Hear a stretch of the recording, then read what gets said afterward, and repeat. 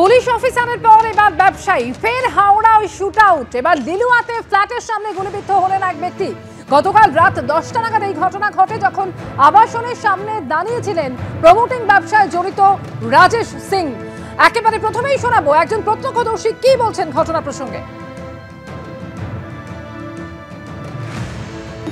আমি 10টা আগে একটু আসছিলাম ব্রিজ থেকে নিচনে, এসে আমি গোশালা রোডে যাচ্ছিলাম। ওইখানে দেখলাম আমার আসার আগেই দুজন বাইকে করে এসেছে, আর হঠাৎ করে ও ভদ্রলোক গুলি মেরে দিয়েছে।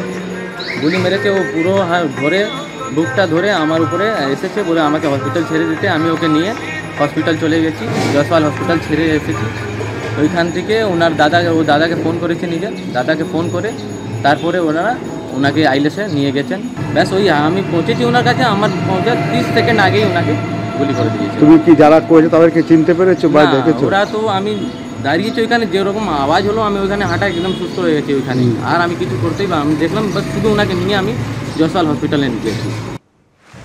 সরাসরি কথা বলবো এই মুহূর্তে সমীরণ পাল রয়েছেন আমাদের সঙ্গে। সমীরণ, গতকাল রাত 10টা নাগাদ ঘটনা ঘটে এবং তারপরে এতগুলো ঘন্টা অতিক্রান্ত, হেলমেট পরা অবস্থায় দুই দুষ্কৃতী বাইকে করে এসেছিল, গুলি চালিয়ে তারা চম্পট দেয়। এখনো পর্যন্ত কিছু কি জানা যাচ্ছে, কে হতে পারে এরা? P4 insulated water tanks, kitchen and bath fittings, বিশুদ্ধ জল, সুস্থ জীবন, P4 আজীবন। একেবারে অমৃতা, ফের শুট আউটের ঘটনা ঘটলো হাওড়া কমিশনারেট এলাকায়, এবং এক্ষেত্রে ঘটনাস্থল লিলুয়া থানার NS রোড গোশালা, এবং সেই গোশালার কাছে রাত্রি 10টা নাগাদ বহুতলের সামনে প্রমোটারকে লক্ষ্য করে গুলি চালায় দুষ্কৃতীরা। হেলমেট পরে এসেছিল এবং দুজন দুষ্কৃতী ছিল। আমরা এই মুহূর্তে ঘটনাস্থলে রয়েছি, ক্যামেরাম্যান অপূর্ব মাঝিকে দেখাতে বলবো। ঘটনাস্থল এই মুহূর্তে পুরো ঘিরে রাখার প্রক্রিয়া চলছে। কিছুক্ষণ আগেও একটি বাইক ছিল, রক্ত রাখা ছিল, এবং সেই বাইকে করেই ওই প্রমোটার রাজেশ সিংকে নিয়ে যাওয়া হয় স্থানীয় হাসপাতালে। তারপরে তাকে নিয়ে যাওয়া হয়েছে আলিপুরের একটি বেসরকারি হাসপাতালে, এবং ঘটনাস্থলে এই মুহূর্তে ঘিরে রাখা হচ্ছে তদন্তের জন্য। তবে এই যে বহুতল, অপূর্বকে দেখাতে পারবো, এই বহুতলেই থাকতেন প্রমোটার রাজেশ সিং, এবং তিনি যখন বাইরে দাঁড়িয়েছিলেন তাকে লক্ষ্য করে দুই দুষ্কৃতী হেলমেট পরে এসেছিল, তারা গুলি চালায় এবং তার বুকে এবং পেটে গুলি লাগে এবং আশঙ্কাজনক অবস্থায় হাসপাতালে ভর্তি। ঘটনাস্থল থেকে একটি সিসিটিভি ফুটেজ পেয়েছে।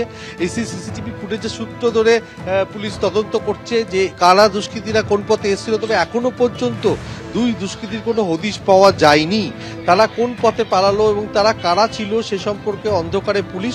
তবে যেটা আমরা জানতে পারছি, রাজেশ সিং, তার বিরুদ্ধে খুনের অভিযোগ ছিল এবং বেশ কিছুদিন সে জেলও খেটেছিল।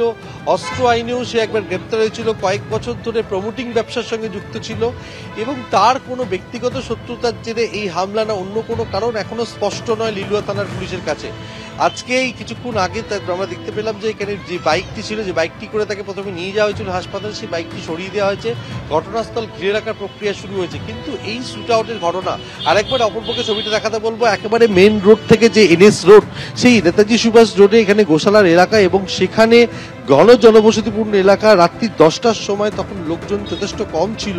সেই সময় আমরা দেখতে পাচ্ছি যে বাইকটি করে নিয়ে যাওয়া হয়েছিল, সেই বাইকটিতে প্রচুর রক্তের দাগ রয়েছে, অর্থাৎ এই বাইকটি করে নিয়ে যাওয়া হয়েছিল। এবং এখনো পর্যন্ত দুষ্কৃতীরা কারা ছিল, কি কারণে হামলা হয়েছে সেটা স্পষ্ট নয়। কিন্তু এই ঘন জনবসতিপূর্ণ এলাকায় শুট আউটের ঘটনায় আতঙ্কিত এলাকার বাসিন্দারা। কথা বলার চেষ্টা করব এলাকার যারা বাসিন্দারা রয়েছেন তাদের সাথে, যে এই যে এলাকা, আপনাদের বাড়িতে এখানেই?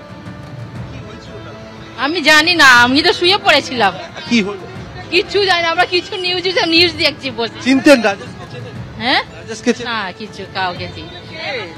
কে রাজেশ আছে এটা তো বুঝতে পারে, কিরকম ছেলে আছে ফটো দেখলে বোঝা যাবে। এলাকার বাসিন্দারা এতটাই আতঙ্কিত, তারা কিছু বলতে পারছেন না, তারা কার্যত মুখে কুলু পেটেছেন। কিন্তু যেটা দেখা যাচ্ছে যে এই যে সিসিটিভি, সেই সিসিটিভি ফুটেজটাই একমাত্র পুলিশের কাছে সূত্র। এই সিসিটিভি ফুটেজের সূত্র ধরেই পুলিশ তদন্ত চালাচ্ছে। তবে এখনো পর্যন্ত দুই দুষ্কৃতী যারা হেলমেট পরে এসেছিল, যারা রাজেশ সিং এর উপর হামলা চালিয়েছিল, তাদের সম্পর্কে কোনো তথ্য পুলিশের হাতে নেই।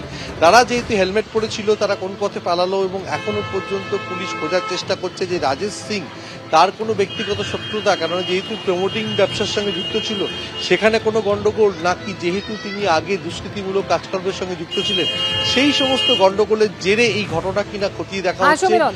ঘটনাস্থলে লিলুয়া থানার পুলিশ রয়েছে, ঘটনাস্থলে ঘিরে রাখা হয়েছে এবং রাজেশ সিং এর বুকে এবং পেটে গুলি লেগেছে এবং তার অবস্থা স্থিতিশীল বলে আমরা জানতে পারছি, কিন্তু এখনো পর্যন্ত সে কিছুটা সুস্থ না হলে তাকে জিজ্ঞাসাবাদ করলে পুলিশ স্পষ্ট হবে যে কারা তার উপর হামলা চালিয়েছে। তবে তিনি এই সময় আবাসনের সামনে দাঁড়িয়েছিলেন, তখনই তাকে লক্ষ্য করে গুলি চালানো হয়।